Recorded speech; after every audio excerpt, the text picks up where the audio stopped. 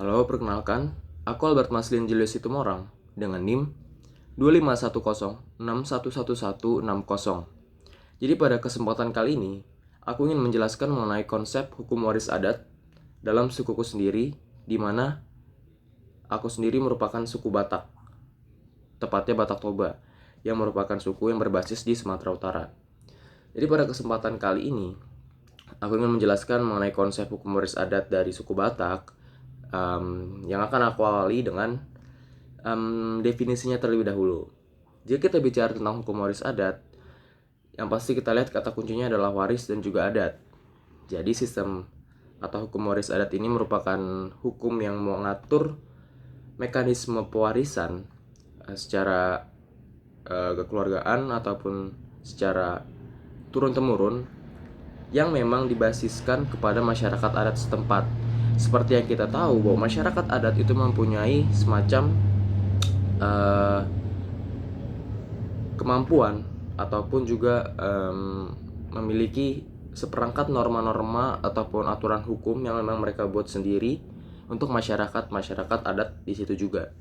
Jadi masyarakat adat ini kan seperti mempunyai hukum adat, norma-norma yang memang telah mereka tetapkan dalam wilayah yang memang menjadi tempat daripada masyarakat adat mereka. Jika kita implementasikan kepada hukum waris adat, tentunya hukum waris adat daripada tiap suku di Indonesia itu ada dan juga diatur secara berbeda-beda. Untuk sukuku sendiri, yaitu suku Batak, Batak Toba, kami juga mempunyai sistem hukum waris adat yang memang cukup terimplikasi dengan baik. Jadi hukum waris adat dalam Batak Toba itu menganut sistem patrilineal. Jadi patrilineal ini merupakan sebuah sistem di mana proses ataupun mekanisme pewarisan itu diwariskan oleh si pewaris kepada keturunan daripada sang ayah.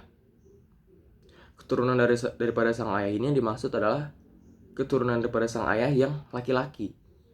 Jadi ketika si pewaris ini meninggal, si pewaris ini mewariskan hartanya kepada keturunannya yang memang keturunan laki-laki. Itu adalah sistem patrilineal dalam suku Batak Toba.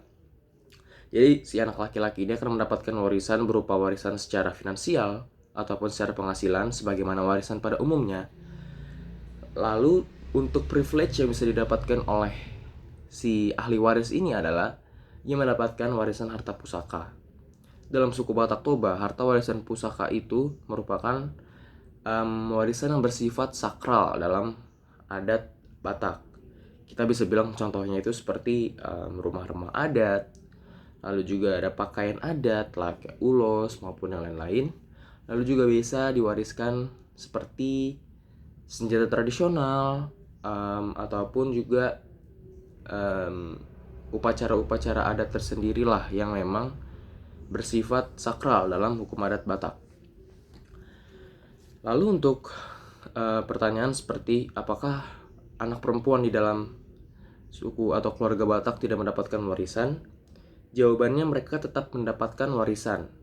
Tetapi bisa dikatakan bahwa warisan yang mereka dapatkan sebagai anak perempuan dalam keluarga Batak itu adalah warisan secara finansialnya saja, atau ya sebagaimana warisan pada umumnya pada secara sistem hukum nasional saja, bahwa mereka mendapatkan warisan daripada si pewaris yang memang bekerja selama hidupnya, yang memang memiliki penghasilan ataupun memiliki objek-objek yang memang bisa diwariskan, entah itu seperti rumah kah ataupun kendaraan maupun yang lain-lainnya.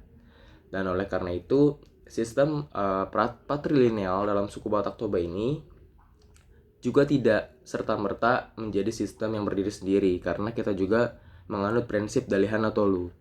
Jadi Dalihan Tolu dalam Batak Toba itu mengandung 3 unsur, yaitu hula-hula yang merupakan saudara dekat kita, ataupun saudara yang memang harus kita hargai karena memang mereka seperti mempunyai respect yang sangat tinggi dengan kita.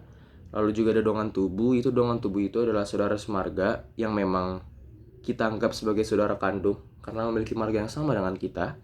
Lalu juga ada boru atau anak perempuan. Boru ini juga bisa kita definisikan sebagai anak lah kasarnya. Oke, mungkin itu saja yang bisa aku sampaikan. Kurang lebihnya mohon maaf. Terima kasih.